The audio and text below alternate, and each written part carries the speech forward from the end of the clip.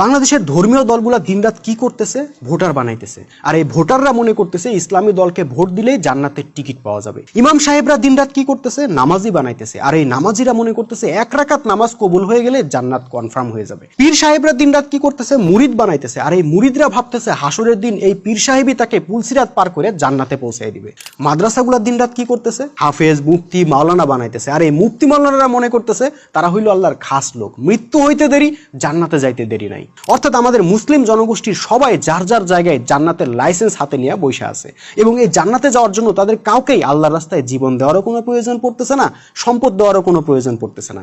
ভাই এবার বুঝছেন তো, শত্রুরা মুসলমানদের একটার পর একটা দেশ ধ্বংস করে ফেললেও আমরা মুসলমানরা কেন প্রতিরোধ করতে পারি না, কেন শত্রুকে পরাজিত করতে পারি না? কারণ যুগের পর যুগ আমাদেরকে এমন একটা ইসলাম শেখানো হয়েছে যার সঙ্গে জেহাদের কোনো সম্পর্ক নাই, সংগ্রামের কোনো সম্পর্ক নাই, জীবন দেওয়ার ও সম্পদ দেওয়ার কোনো বাধ্যবাধকতাই নাই।